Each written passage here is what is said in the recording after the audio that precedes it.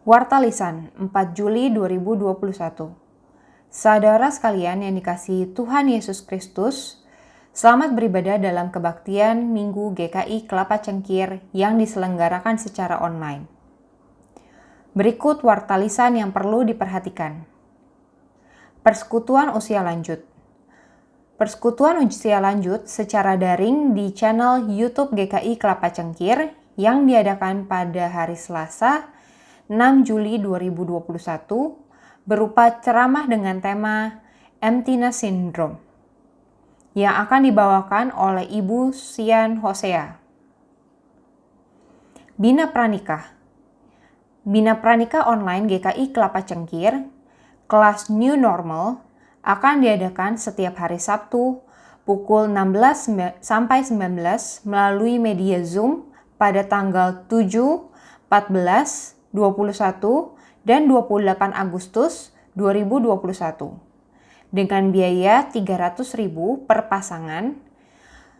Pendaftaran melalui WA GKI Kelapa Cengkir di 0813 88 90 1368 atau melalui email gkicengkir@gmail.com. Perjamuan Kudus. Pada hari ini, Minggu 4 Juli 2021, kita bersama-sama merayakan perjamuan kudus secara online atau daring. Untuk sementara waktu, Majelis Jemaat tidak melayangkan perjamuan kudus di rumah maupun di rumah sakit untuk anggota CD yang sedang sakit atau sudah usur. Demikian warta lisan yang dapat kami sampaikan. Kami sangat berharap saudara dapat turut serta dalam kegiatan yang dapat dibaca dalam warta jemaat. Ibadah Minggu pada hari ini, Minggu tanggal 4 Juli 2021, dilayani oleh Pendeta Winar Pananjaya dengan tema Siap untuk Ditolak.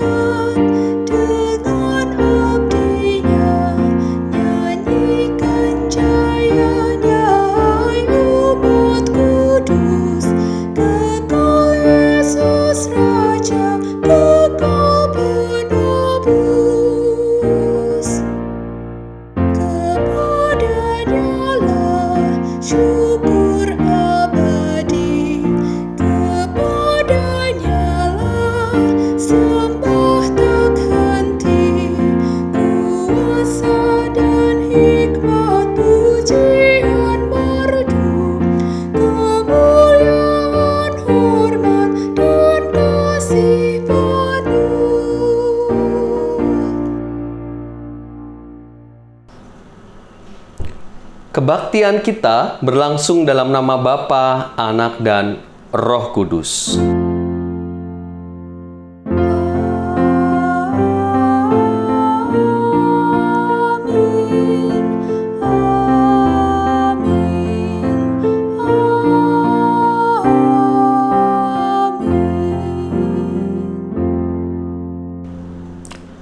Tuhan beserta saudara.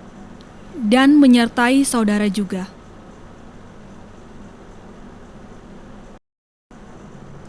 Shalom saudaraku, bagaimana kabar Anda hari ini? Kita masuki di minggu pertama di bulan Juli, disertai juga dengan pelayanan perjamuan kudus. Namun saat ini rekaman dilakukan harus kembali di rumah mengingat kondisi dan situasi pandemi yang cukup genting saat ini, sehingga tidak dilakukan rekaman di gereja.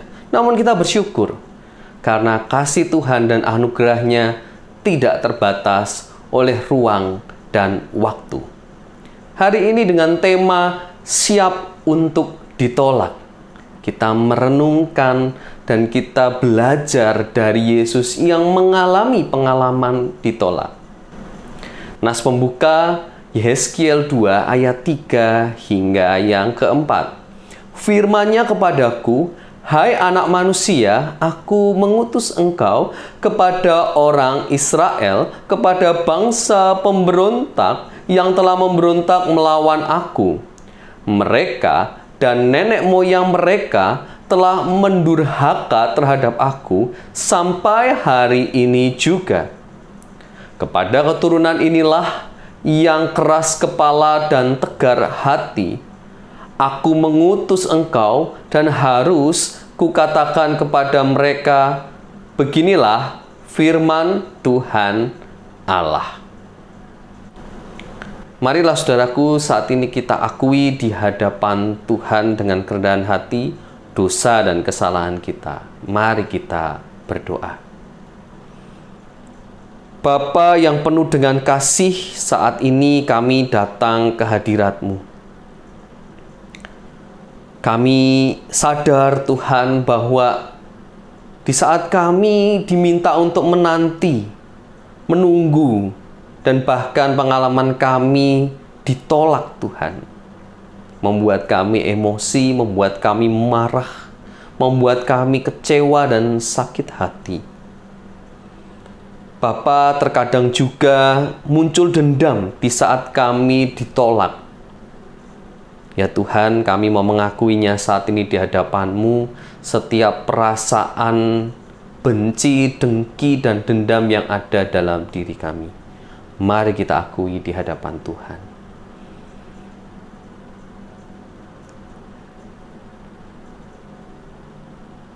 Ya Tuhan, ajar kami dapat mengendalikan diri terlebih emosi dan kemarahan kami.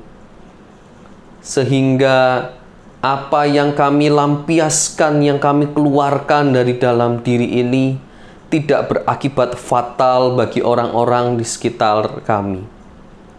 Kami belajar Tuhan untuk dapat mengendalikan diri kami di tengah segala rasa kekecewaan dan penolakan yang kami rasakan. Kami percaya Engkau yang juga memahami perasaan kami, sehingga di dalam kehidupan kami ke depan, Engkau terus Tuhan membimbing dan menyertai kami, sehingga kami tidak jatuh di dalam dosa. Terima kasih Bapa atas tuntunan-Mu, dan kami bersyukur karena di kesempatan kali ini Engkau mau mendengarkan pengakuan kami. Di dalam nama Tuhan Yesus Kristus kami berdoa. Amin.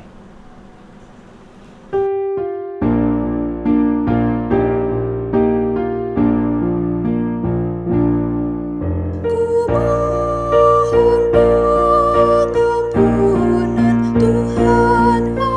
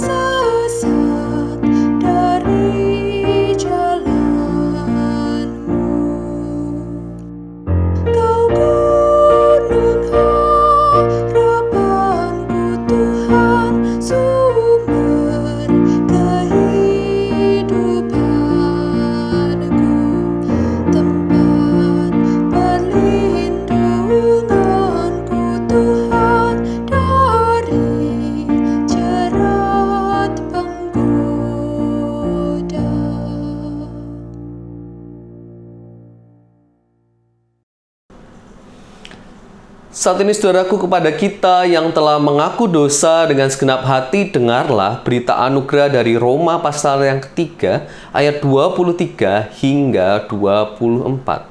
Karena semua orang telah berbuat dosa dan telah kehilangan kemuliaan Allah, dan oleh kasih karunia telah dibenarkan dengan cuma-cuma karena penebusan dalam Kristus Yesus. Demikianlah berita anugerah dari Tuhan. Syukur kepada Allah.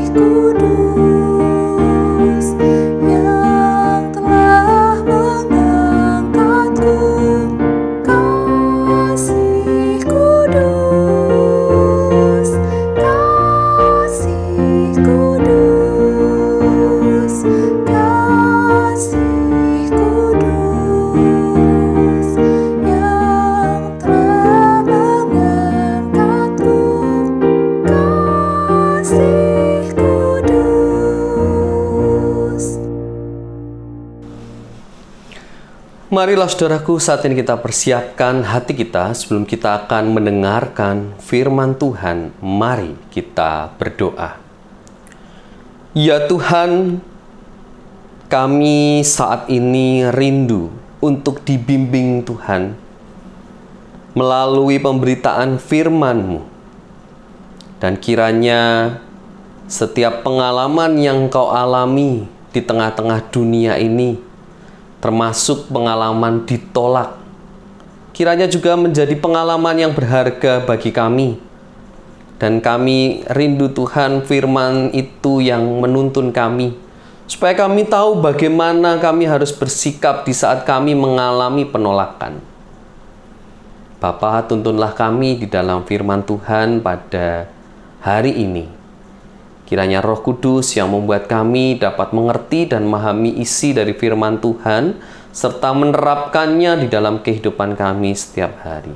Bersabdalah ya Tuhan, di dalam nama Tuhan Yesus Kristus kami berdoa. Amin. Bacaan Alkitab menurut Markus pasal yang ke-6, ayat yang pertama hingga yang ke-13. Kemudian Yesus berangkat dari situ dan tiba di tempat asalnya, sedang murid-muridnya mengikuti Dia.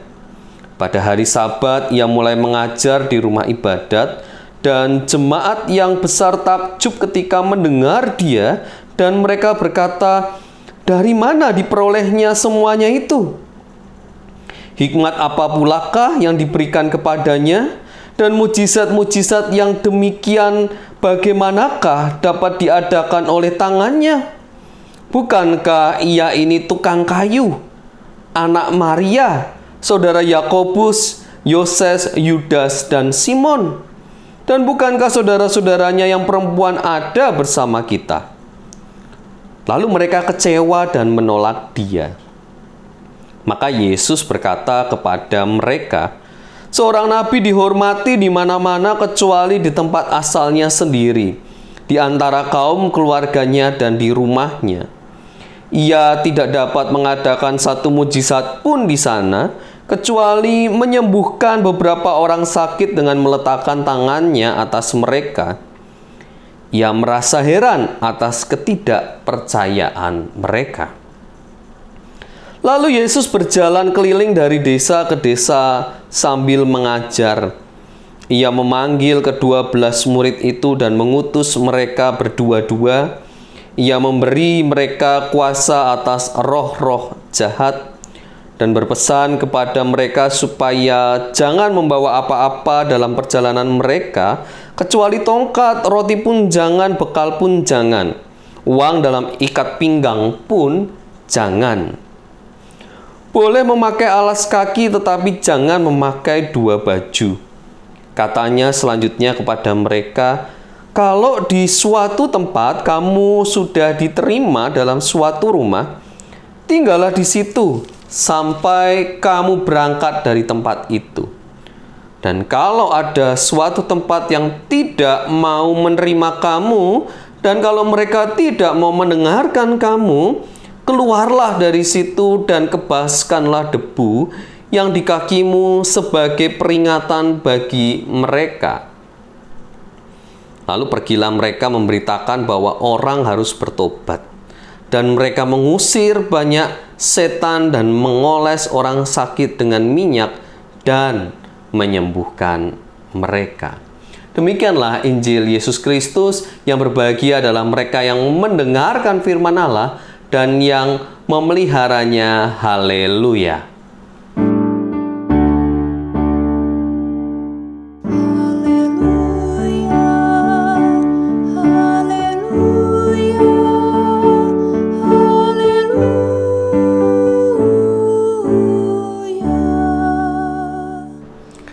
Shalom saudaraku. Bukankah kita sering mendapatkan pertanyaan, "Mas, Mbak, asli mana?" Pertanyaan ini rada-rada susah dijawab Bapak Ibu. Kalau saya ditanya, "Pak Winner, asli mana?" Saya ini kelahiran Salatiga, tapi terakhir saya dan orang tua itu tinggal di Klaten. Jadi kalau ditanya aslinya, mungkin soal kelahirannya, jadi aslinya Salatiga. Tapi kalau ditanya asal mana Mas? Nah, biasa saya menjawab asal kota Klaten.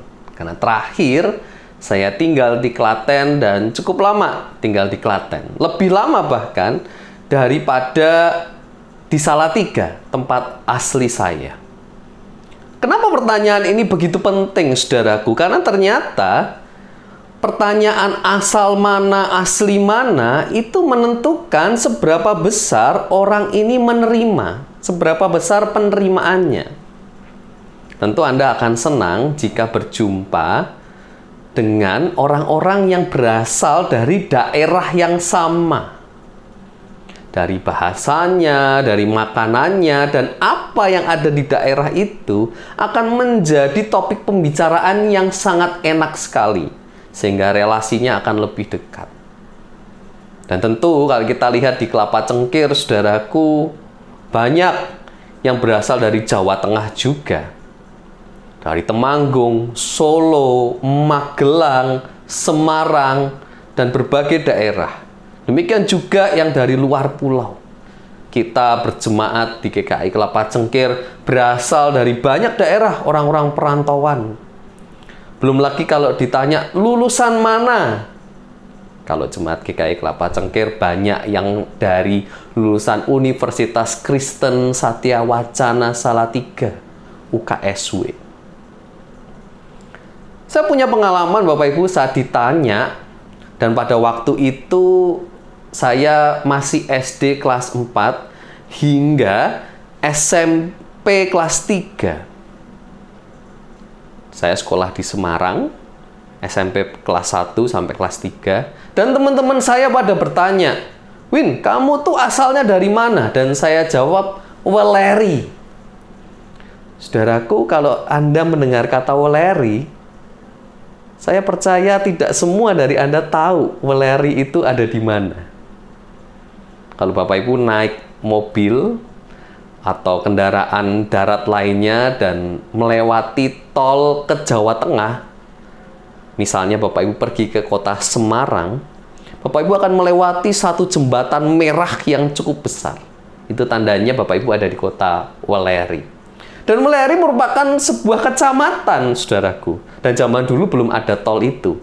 Sehingga kalau ditanya Weleri di mana, saya selalu menjawabnya, kota kecil sebelum Kendal. Dan Weleri sebuah kecamatan kecil, saudaraku, bukan kabupaten. Dan menurut saya tidak ada yang terkenal banget dari yang namanya Weleri, selain menjadi tempat pemberhentian bus untuk istirahat para penumpang. Tempat wisata juga nggak wow-wow banget di Weleri, gitu ya. Sehingga rada-rada susah untuk menjelaskan kepada orang, gitu ya, asalnya di mana dan seperti apa sih kota itu. Nah, ini menarik, saudaraku, karena ternyata pertanyaan-pertanyaan itu menjadi hal yang cukup penting untuk memperkenalkan diri, atau juga supaya seseorang itu dapat diterima di komunitasnya. Apalagi kalau tempat itu tidak ada yang terkenal, apa sih yang asik, apa sih yang terkenal dari tempat itu? Itu cukup mempengaruhi, saudara-saudara, seberapa orang itu bisa diterima. Demikian juga yang dialami oleh Yesus. Nathanael juga sempat bertanya, apa sih yang terkenal dari Nazaret? Mungkinkah sesuatu yang baik datang dari Nazaret? Ini sebuah pertanyaan yang cukup kritis. Sebuah fun fact, fakta unik, saudaraku, seputar Nazaret. Anda bisa perhatikan berikut ini, saudaraku. Pertama, saudaraku, ternyata Nazaret adalah kota di mana setelah pembuangan Babel terjadi, keturunan Daud itu mengungsi di kota ini atau menempati kota Nazaret ini. Nah, jika Anda tahu, saudaraku, orang-orang yang diasingkan ke Babel itu bukan sembarang orang. Orang-orang pilihan. Orang-orang yang punya pendidikan, yang punya kemampuan khusus di dalam kerajaan, itu yang diasingkan ke Babel. Dan sehingga saat mereka pulang ke satu kota dan ngumpul di satu kota, otomatis isinya juga orang-orang yang luar biasa sebetulnya. Sehingga Nazaret sebetulnya dikenal sebagai kota yang isinya adalah klan para bangsawan, saudaraku. Mereka adalah orang-orang yang mendidik anak-anaknya dengan baik. Mendidik membaca, hukum Taurat, budaya Yahudi, dan juga berbicara di depan banyak orang, mengajar mereka dengan sangat baik. Jadi kota Nazaret sebetulnya berisikan orang-orang yang berpendidikan, saudaraku. Dan salah satu fakta yang unik, saudaraku, adalah Nazaret itu berasal dari kata asli nester atau cabang. Sesuai nubuatan dari Yesaya, saudaraku, bagaimana dari cabang itu akan muncul tunggul, akan muncul raja baru. Ini kalau kita membaca nubuatan Yesaya yang biasa direnungkan pada waktu Natal, saudaraku, akan muncul raja baru. Nubuatan mengenai Nazaret. Nubuatan mengenai Yesus yang muncul sebagai raja baru. Nah, namun kenapa, saudaraku, dalam bacaan kita pada hari ini, Yesus justru mengalami penolakan? Saudaraku, bukankah seringkali kita menilai atau kita dinilai dari status, dari latar belakangnya, atau dari kurikulum vitae kita, ya, biodata kita. Orang menilai dari apa yang tertulis. Orang menilai dari ijazah kita. Ini lulusan mana sih? Indonesia, soal lulusan universitas mana itu menjadi penting, bukan, saudaraku? Kita punya pengalaman itu, bukan? Mempengaruhi di mana kita bekerja dan sebagai apa kita bekerja. Terkadang alma mater kita itu menentukan. Maka tak heran mungkin waktu-waktu ini anak-anak kita sedang berupaya masuk ke perguruan tinggi negeri ataupun swasta, dalam negeri ataupun luar negeri, ataupun luar kota. Saudaraku, terkadang universitas ini menjadi tolak ukur kalau di Indonesia. Padahal orang kuliah itu tidak bisa menjadi tolak ukur utama kesuksesan seseorang. Apalagi soal alma maternya, soal lulusan mananya, belum tentu menjadi tolak ukur utama dalam kesuksesan seseorang. Contoh misalnya, saudaraku, tokoh besar di dunia ini seperti Bill Gates yang mendirikan Microsoft. Bill Gates belum sampai wisuda, saudaraku, sudah drop out dari Harvard University. Begitu juga dengan Mark Zuckerberg, pendiri dari Facebook, saudaraku, memutuskan untuk keluar juga dan mengalami drop out dari Harvard University. Tapi menariknya kalau Mark Zuckerberg akhirnya dapatkan honorary degree dari Harvard University, saudaraku. Jadi 12 tahun setelah dia DO malah mendapatkan penghargaan dari Harvard University. Dua orang besar malah tidak menyelesaikan kuliahnya di salah satu universitas terkenal di Amerika. Namun apakah mereka tidak berhasil? Mereka berhasil. Mereka sukses mendirikan apa yang menjadi impian mereka. Begitu juga dengan Steve Jobs, yang kita tahu dengan produk smartphone Apple yang mungkin kita gunakan dan gadgetnya yang sungguh luar biasa terkenalnya di zaman sekarang. Kalau di Indonesia gengsinya luar biasa, punya gadget merek Apple, saudaraku. Steve Jobs ternyata juga DO, drop out dari Reed College. Nah, maka bukan jaminan, saudaraku, ternyata universitas mana kita berkuliah, gitu ya. Tergantung orangnya juga. Banyak juga yang lulus dari satu universitas, namun karena memang mental kerjanya, karena males, mungkin belum berhasil saat ini, saudaraku. Nah, maka jangan buru-buru kita menilai seseorang, saudaraku, dari statusnya, dari latar belakang pendidikannya. Bisa saja itu semua terbalik. Ditambah lagi dunia sekarang yang serba digital dan maju, saudaraku. Banyak orang bisa belajar secara independen, otodidak, tanpa melalui jalur pendidikan resmi, dan bisa sukses juga. Nah, saudaraku, di Markus 6 ayat 2 dikatakan pada hari Sabat ia mulai mengajar di rumah ibadat dan jemaat yang besar takjub ketika mendengar dia, dan mereka berkata, dari mana diperolehnya semuanya itu? Hikmat apa pulakah yang diberikan kepadanya? Dan mujizat-mujizat yang demikian bagaimanakah dapat diadakan oleh tangannya? Yesus juga dipertanyakan ternyata soal statusnya. Lebih spesifik lagi adalah soal otoritasnya. Masyarakat waktu itu mempertanyakan, Yesus ini belajar dari rabi siapa sehingga dia bisa mengajar sedemikian rupa? Siapa gurunya?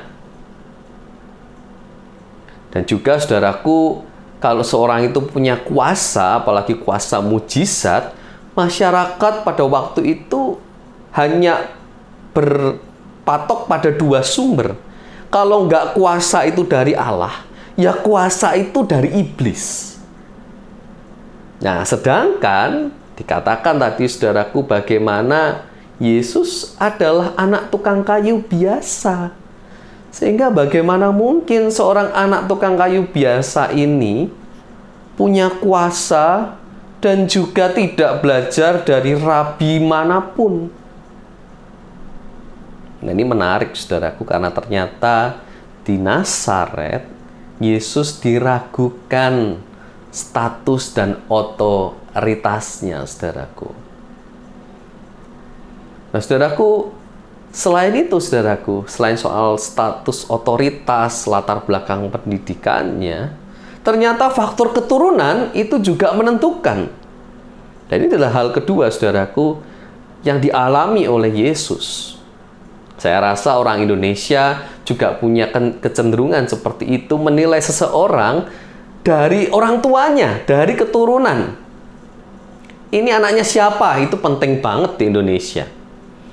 Apa yang sudah dilakukan oleh orang tuanya, jabatannya, posisinya di masyarakat seperti apa, itu menjadi hal yang penting di Indonesia, saudaraku.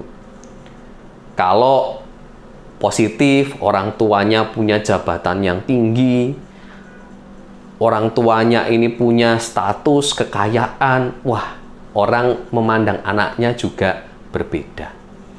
Apalagi kalau yang dilakukan orang tuanya adalah hal yang positif, jadi berkat bagi banyak orang, berdampak bagi masyarakat gitu ya.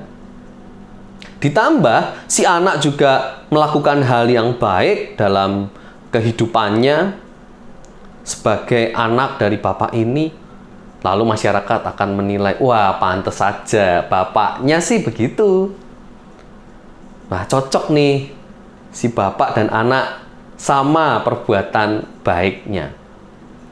Tapi kalau kebalikannya, saudaraku, ini menarik nih.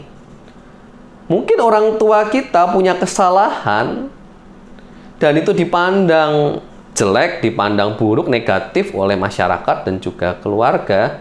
Tapi kita sebagai anak melakukan yang baik, terkadang sudah ada stempelnya terlebih dahulu, stigmanya terlebih dahulu. Sehingga seolah-olah apa yang kita lakukan, apapun yang kita lakukan, selalu nampak jelek karena orang tua kita. Sehingga ini tidak mudah, saudaraku. Apalagi kalau kita sebagai anak juga melakukan hal yang buruk, kejahatan, yang berdampak jelek, negatif bagi masyarakat. Oh, pantas orang tuanya juga begitu. Lihat, saudaraku. Demikian mudahnya seseorang itu menilai secara subjektif. Kesel nggak sih digituin, saudaraku? Seringkali kita merasa kesel, bukan? Di saat orang hanya menilai kita secara subjektif saja, tidak secara objektif. Orang menilai bukan karena karya dan apa yang menjadi prestasi kita, pengorbanan pelayanan kita selama ini, tapi orang hanya melihat dari sisi luarnya. Orang hanya melihat status, latar belakang orang tua kita siapa. Itu yang dipermasalahkan. Tapi tidak melihat apa yang dilakukan oleh kita sebagai anaknya. Sehingga ini menjadi hal yang ironis dan ternyata itu juga menjadi alasan kenapa Yesus ditolak pada waktu itu, saudaraku. Dikatakan di Markus 6 ayat yang ketiga, bukankah ia ini tukang kayu, anak Maria, saudara Yakobus, Yoses, Yudas, dan Simon, dan bukankah saudara-saudaranya yang perempuan ada bersama kita? Lalu mereka kecewa dan menolak dia. Perhatikan, saudaraku, tidak disebut kata Yusuf. Yusuf merupakan keturunan dari Daud, saudaraku, tapi tidak dimention, tidak disebutkan. Malah yang disebutkan adalah anak Maria, anak ibunya, Maria nama ibunya. Nah, saudaraku, ini hal yang penting di mata masyarakat Yahudi pada waktu itu. Di saat nama si bapak itu tidak dimention, itu berarti Yesus ini sedang dilecehkan. Karena biasanya yang menjadi kebanggaan, yang menjadi patokan utama adalah keturunan dari laki-laki atau keturunan si bapak. Yahudi sangat patriarkal sekali, saudaraku. Sehingga saat nama Yusuf itu tidak dimention, itu berarti Yesus tidak diakui sebagai keturunan Daud oleh orang-orang Nazaret pada waktu itu. Ini saudaraku menunjukkan bagaimana Yesus di kalangan orang-orang Nazaret dianggap lebih rendah. Yesus mengalami penolakan. Dengan jelas tadi dikatakan mereka kecewa dan menolak dia. Karena tadi statusnya. Siapa sih dia? Siapa Yesus? Oh, cuman anak tukang kayu. Bahkan nama tukang kayunya pun, nama Yusuf pun tidak disebut, saudaraku. Berapa dari kita yang mengalami kecewaan itu, saudaraku? Seperti yang Yesus alami.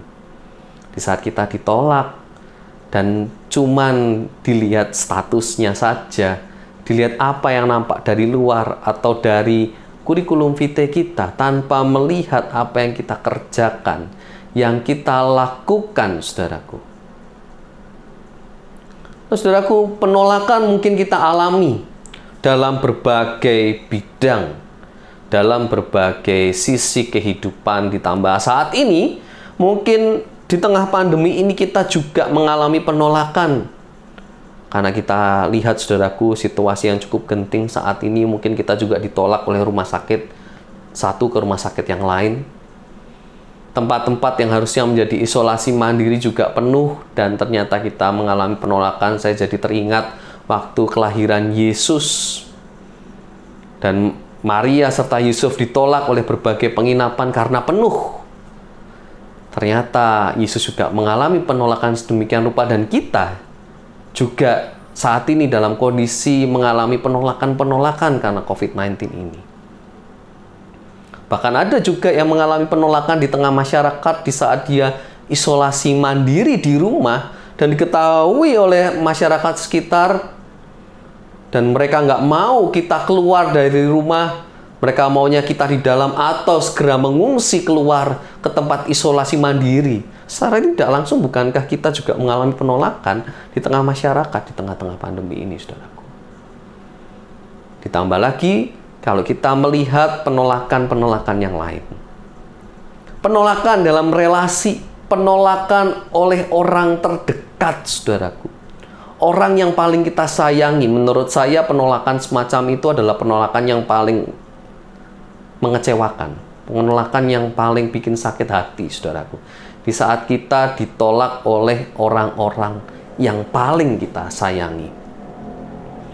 Banyak yang akhirnya mengalami trauma, banyak yang akhirnya memutuskan untuk mengakhiri kehidupannya karena tidak diterima. Apa adanya dirinya tidak diterima. Banyak, saudaraku, yang akhirnya memutuskan untuk mengakhiri hidup karena tidak diterima oleh orang-orang terdekat. Tentu reaksi kita beragam kalau kita bicara soal penolakan.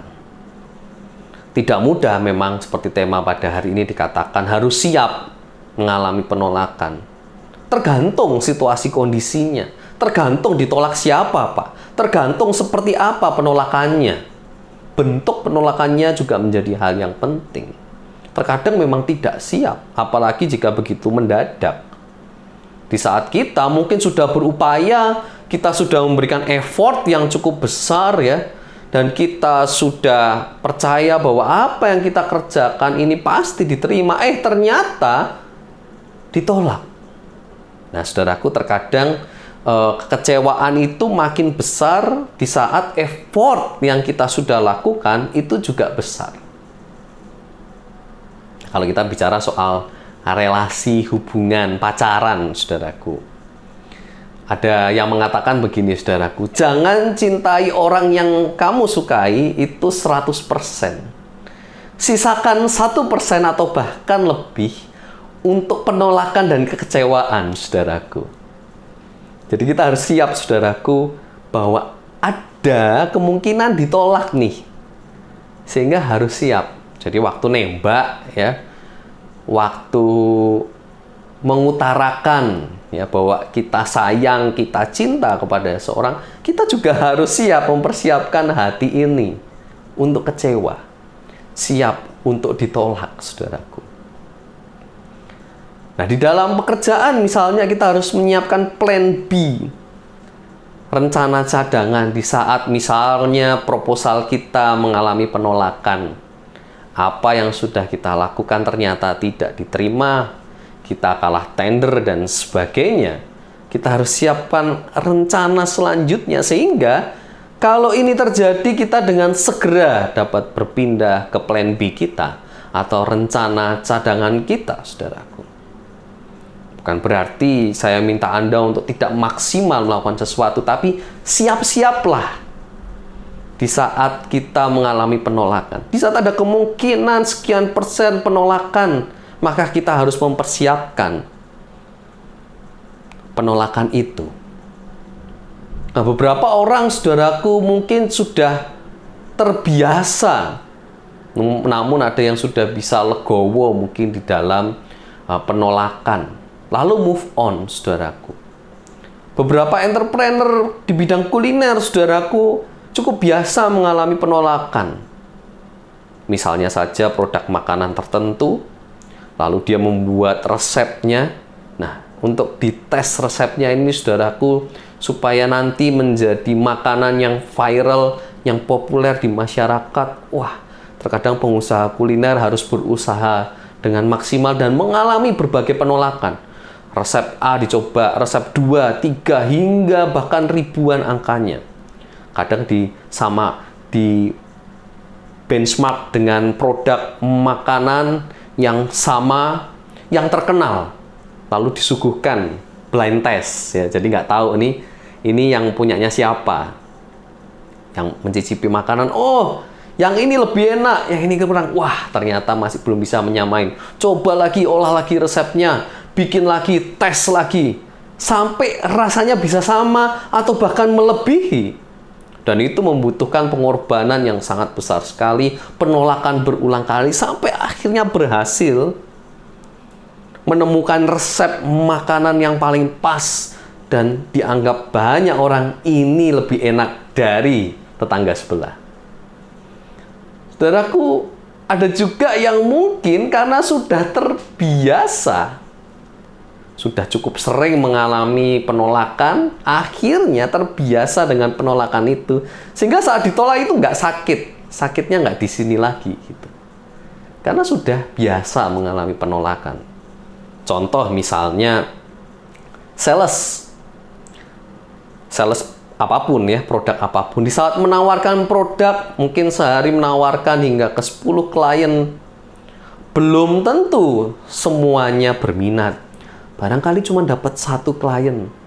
Bahkan mungkin sehari itu bisa jadi 0. Tidak dapat klien satupun setelah menawarkan ke 10, 20, 30, bahkan 50 orang. Ternyata tidak ada yang berminat dengan produk itu. Seorang sales sudah terbiasa mengalami itu. Meskipun ya kesel juga ada, capek jelas. Tapi sudah terbiasa dengan penolakan yang ada. Orang tidak memilih produknya, orang tidak suka produknya, dan berbagai macam alasan yang ada. Penolakan-penolakan alasan dari penolakan itu, mungkin seorang sales sudah kenyang dengan yang namanya penolakan, karena pengalaman dalam pekerjaannya, saudaraku. Yesus saat ditolak di Nazaret, saudaraku, Yesus move on. Tidak lantas berhenti, berputus asa. Yesus terus mengajar ke desa-desa selanjutnya, bahkan makin merambat. Karena selanjutnya yang dilakukan oleh Yesus adalah menginstruksikan kepada murid-muridnya untuk memberitakan berita keselamatan ini kepada semakin banyak orang.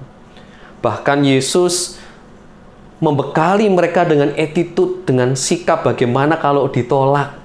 Memberikan edukasi bahwa jangan sampai memberitakan berita keselamatan ini dengan paksaan.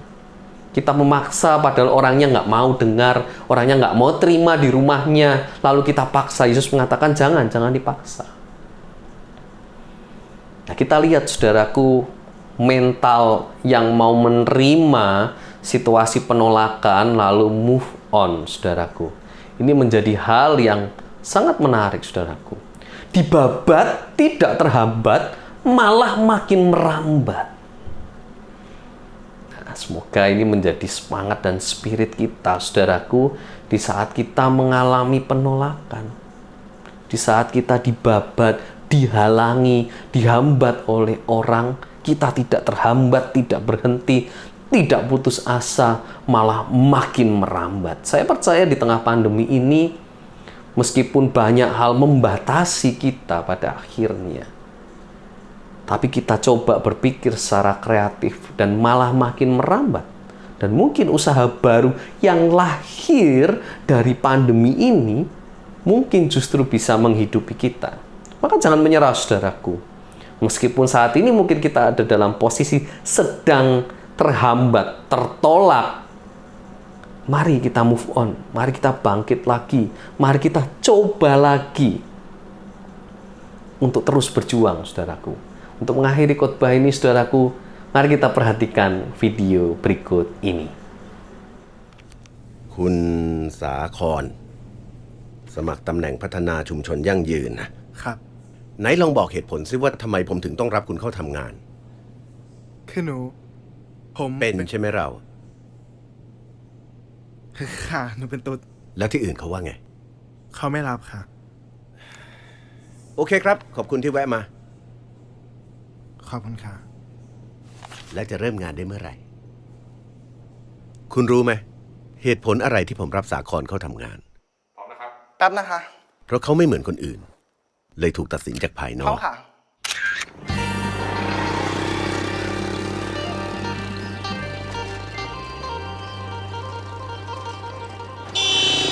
สวัสดีค่ะ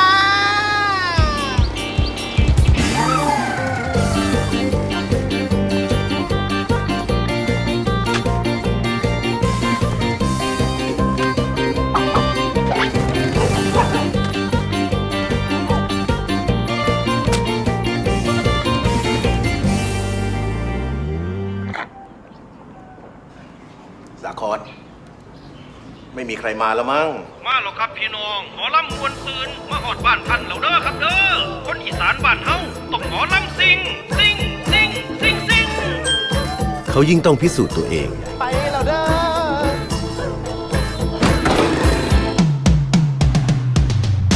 ต้องทุ่มเท เกษตรผสมผสานมาฟังเด้ออายเด้อประโยชน์หลายทำกันได้ทุกๆบ้าน ต้องทำด้วยใจ มาฟังนะ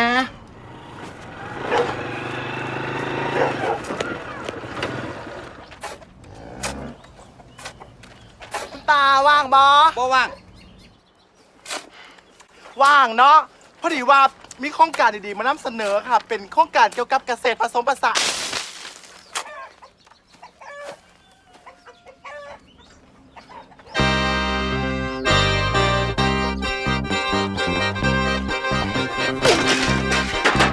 ตาออกมาดู ตาบออยู่ นี่ก็ป่าสองคนเตะ อืม แม่ไปสายหนูซื้อหยัง ยิ้ม ซื้อยิ้มแล้วคือไปเห็นยิ้มเลยสายยิ้มกันดู หิว หิว มึงมาหลอกอย่างเล็กน้อย ออกไป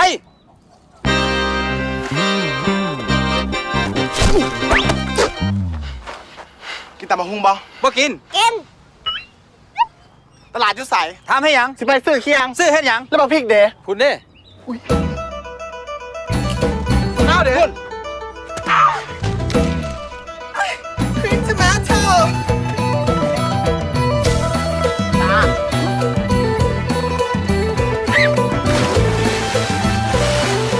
ปลาดิน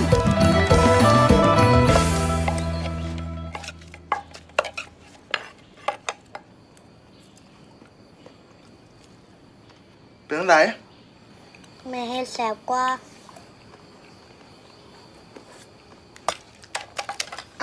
ซิมอีกเทียนึงเด้ยิ้มแล้วมักหวานกับว่าบอก อ่ะไงซิมอีกอ้าม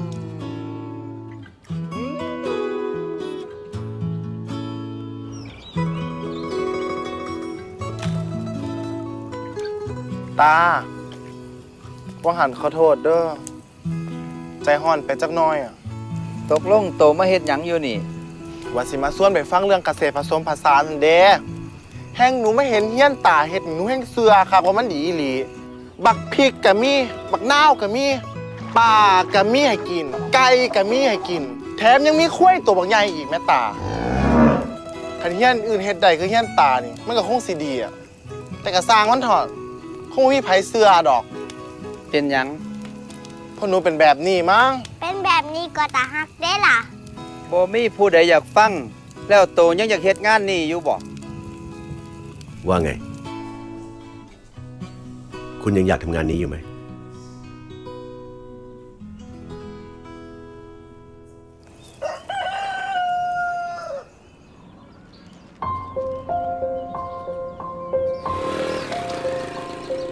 ทำค่ะ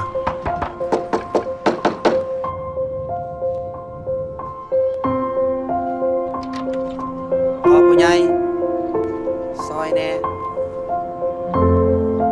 และเหตุผลสุดท้าย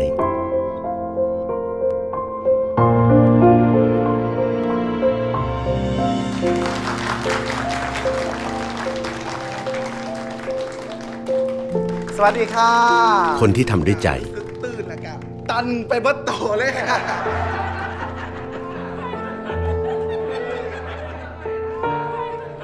ใครจะไม่เห็นคุณค่า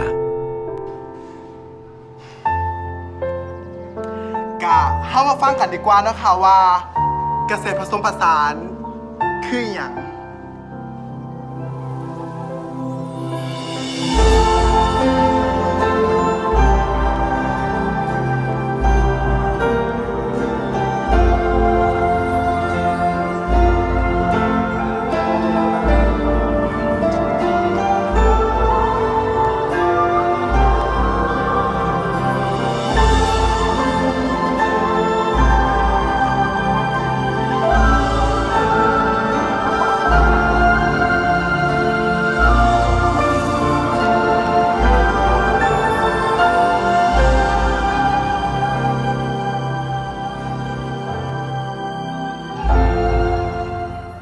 Saudaraku, terkadang penolakan dialami berbagai golongan masyarakat dalam kehidupan kita, gender yang berbeda, dan stigma-stigma terhadap suku-suku tertentu terkadang begitu menguatkan penolakan kita terhadap orang lain. Tapi lihat saudaraku, bagaimana tadi dia berjuang sedemikian rupa dan akhirnya bisa diterima di masyarakat untuk menyampaikan, untuk menjalankan pekerjaannya. Dan menarik bagaimana pekerjaan itu dijalani dengan kegigihan dan cinta. Itu yang membuat akhirnya bisa berhasil. Mari saudaraku, meskipun kita mengalami penolakan, mari kita bangkit kembali. Kita lakukan kali ini dengan penuh cinta. Tuhan memberkati kita semua. Amin. Saat teduh bagi kita.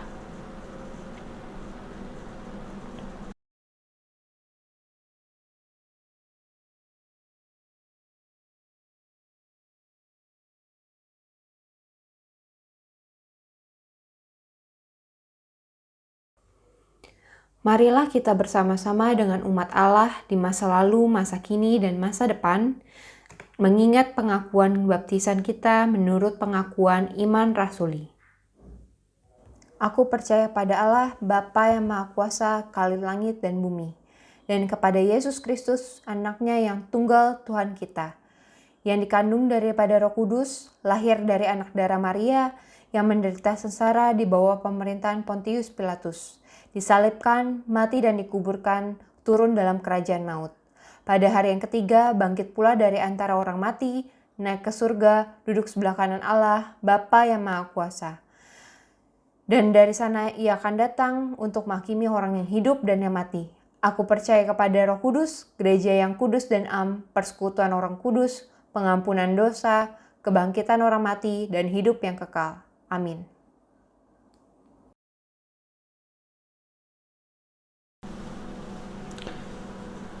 Saat ini saudaraku, marilah kita naikkan doa-doa syafaat kita. Mari kita berdoa. Ya Tuhan, saat ini kami berdoa Tuhan bagi adik Ibu Yeni, Bapak Gunawan yang sedang terkena COVID dan cukup parah. Kami berdoa kiranya Engkau pulihkan dan Engkau sembuhkan melalui pertolongan medis, obat-obatan yang ada. Demikian juga kami Tuhan yang saat ini sedang bergumul dengan COVID-19 yang sedang kami alami, kami yang melakukan isolasi mandiri. Bapa, berikanlah kekuatan bagi kami dan pikiran yang positif Tuhan. Kami percaya juga Engkau pakai melalui obat-obatan yang ada, makanan yang dikonsumsi serta istirahat yang kami lakukan. Kami percaya kami dapat pulih, antibodi kami dapat melawan COVID-19 ini. Kami juga berdoa Tuhan bagi distribusi vaksin yang terus dilakukan bagi seluruh rakyat Indonesia. Kami terus berdoa supaya herd immunity dapat segera tercapai di Indonesia. Kami juga berdoa bagi situasi saat ini di Jakarta tempat kami tinggal ini. Dan di Indonesia Tuhan tidak mudah menghadapi situasi dan kondisi pandemi yang cukup mencekam kali ini Tuhan. Berikanlah kami ketenangan Tuhan dalam menghadapi situasi ini. Biarlah kami juga dapat disiplin dalam protokol kesehatan sehingga kami aman dari virus COVID-19 ini. Kami juga berdoa Tuhan bagi setiap nakes yang bekerja luar biasa dan fasilitas-fasilitas kesehatan yang ada di Indonesia. Tuhan kiranya mampu menolong dengan sigap dan cepat setiap pasien COVID-19 yang ada. Engkau berikan kesehatan bagi nakes yang sedang berjuang. Engkau berikan kekuatan Tuhan di tengah-tengah pandemi ini. Kami juga berdoa bagi setiap kami yang bekerja di dalam pekerjaan yang sedang kami geluti, kami gumuli. Kami yang mengalami penolakan di saat kami sedang mencari pekerjaan. Kami yang harus mengalami penolakan juga di saat kami mengajukan proposal-proposal untuk proyek-proyek kami Tuhan. Biarlah kami belajar untuk gigih berjuang di tengah penolakan yang ada Tuhan. Kami siap Tuhan menghadapi segala kemungkinan terburuk yang terjadi di tengah-tengah pekerjaan kami. Berikanlah kami mental yang tangguh dan bersama-samalah dengan kami Tuhan di saat kami berjuang di tengah usaha, bisnis, dan pekerjaan kami. Kami juga bersyukur Tuhan di samping kami memohon kepadamu, dan saat ini Bu Patricia Lamidin juga bersyukur karena anaknya Arnel lolos dalam SBMPTN di Universitas Brawijaya. Kiranya Arnel juga dapat studi dengan baik, menempuh pendidikannya di Universitas Brawijaya dengan baik. Kami juga berdoa bagi setiap kami yang saat ini juga sedang berusaha dalam jenjang pendidikan kami selanjutnya. Segala tes yang dilakukan meskipun secara online, kiranya Tuhan sertai, dapat berjalan lancar dan baik, dan kami berharap dapat diterima sesuai dengan universitas tempat yang kami inginkan. Namun jangan biarkan juga kami tidak berputus asa Tuhan di saat kami mengalami penolakan, tidak diterima di berbagai universitas yang sudah kami coba dan kami inginkan. Biarlah kami juga tetap dapat berjuang di dalam situasi pendidikan apapun dan juga cara apapun Tuhan untuk bertahan di dalam kehidupan ini. Kami juga bersyukur buat setiap kehidupan yang masih Engkau anugerahkan bagi kami saat ini. Jikalau kami masih bisa bernafas Tuhan, jikalau kami masih bisa menjalani hari-hari kami, biarlah kami mensyukuri semua karena penyertaan-Mu, semua karena pertolongan-Mu. Kami mensyukuri juga buat setiap berkat yang sudah Engkau berikan bagi kami, berkat yang juga dapat memenuhi setiap kebutuhan kehidupan kami saat ini tengah pandemi. Terima kasih Bapa, kiranya kami juga tidak berhenti bersyukur di dalam kehidupan kami. Inilah doa-doa syafaat kami Tuhan, di dalam nama Tuhan Yesus Kristus kami berdoa. Amin. Nas persembahan diambil dari 2 Korintus 8 ayat 14-15. Maka hendaklah sekarang ini kelebihan kamu mencukupkan kekurangan mereka, agar kelebihan mereka kemudian mencukupkan kekurangan kamu, supaya ada keseimbangan.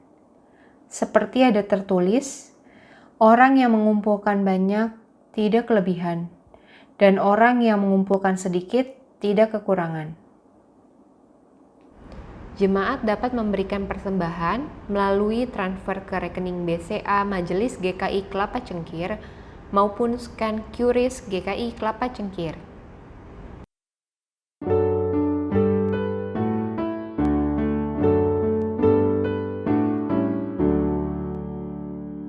Mari bersyukur semua atas kebajikan Tuhan, kasih perjanjiannya sungguh nyata selamanya. Langit bumi ciptaannya mencerminkan kuasanya, kasih perjanjiannya sungguh nyata selamanya. Dia yang mengingat kita dalam susah dan derita, kasih perjanjiannya sungguh nyata selamanya.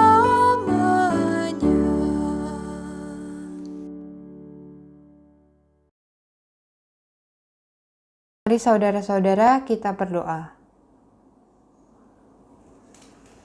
Allah Bapa kami yang baik, kami telah mengumpulkan persembahan kami sebagai ucapan syukur atas berkat dan penyertaan-Mu yang tidak berkesudahan.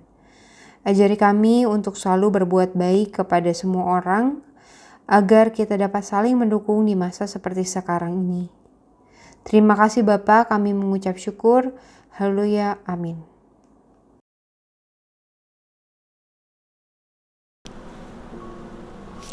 Pada saat ini saudaraku, kita hadir dalam peristiwa karya kasih Allah yang menyelamatkan dunia.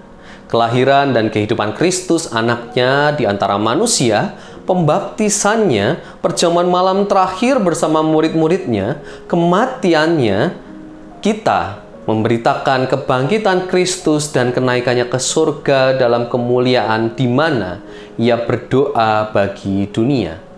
Kita merindukan kedatangan Kristus kembali pada akhir zaman untuk menggenapi segala sesuatu. Sebagai persekutuan yang dipersatukan dengan dan dalam Kristus, kita mengingat pengorbanan Kristus yang menyelamatkan, yang dikaruniakan kepada umat manusia di semua tempat. Kita mengambil bagian dalam perjamuan kudus ini.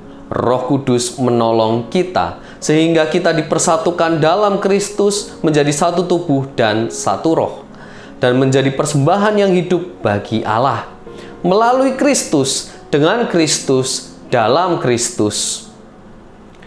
Semua hormat dan kemuliaan bagi Allah Bapa dalam persekutuan dengan Roh Kudus sekarang dan selamanya. Mari kita naikkan doa Bapa kami.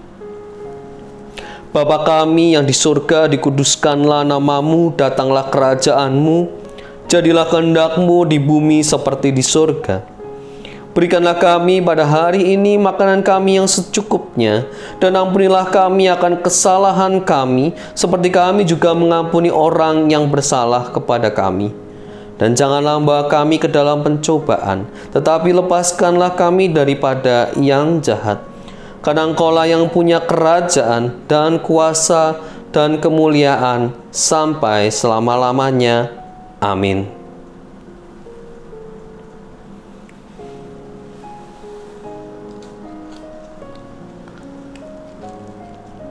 roti yang dipecahkan ini adalah persekutuan dengan tubuh Kristus.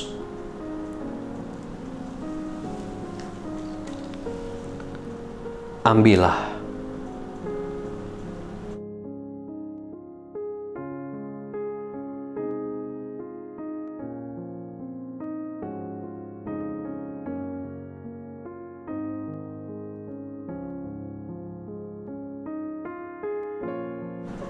Saat ini saudaraku, mari kita ingat dan percayalah bahwa tubuh Tuhan kita Yesus Kristus telah diserahkan bagi keselamatan dunia.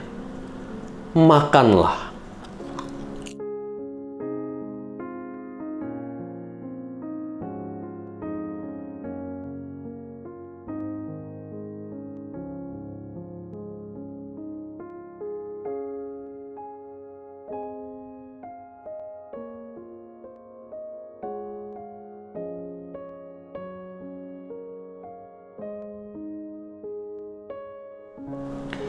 Cawan minuman syukur ini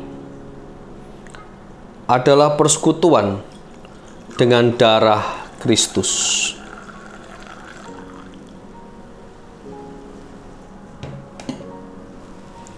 Ambillah.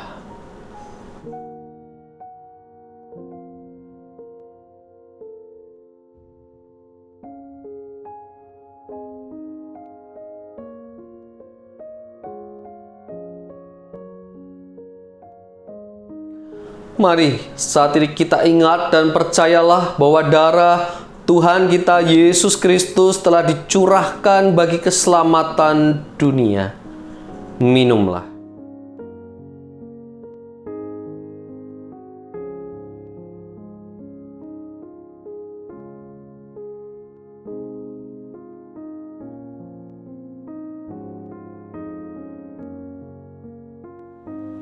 Ungkapan syukur saudaraku dari Mazmur 103 ayat yang pertama hingga yang kelima.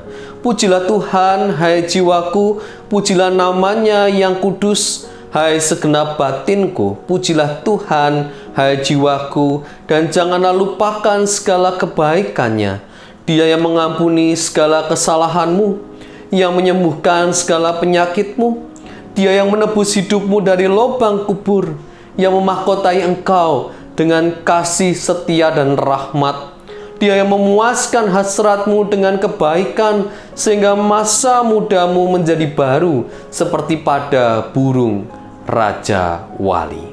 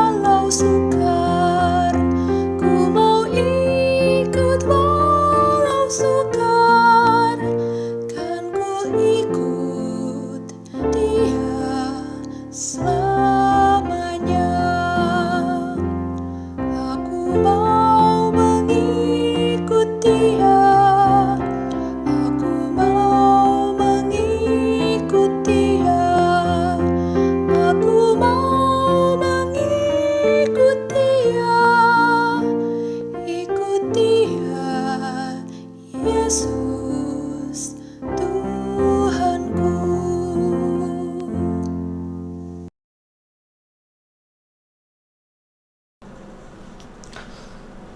Saat ini saudaraku, pergilah dalam damai sejahtera untuk melayani Allah. Syukur kepada Allah. Dan terimalah berkat dari Tuhan. Tuhan berkati engkau dan melindungi engkau. Tuhan menyinari engkau dengan wajah-Nya dan memberi engkau kasih karunia. Tuhan menghadapkan wajah-Nya kepadamu dan memberi engkau damai sejahtera.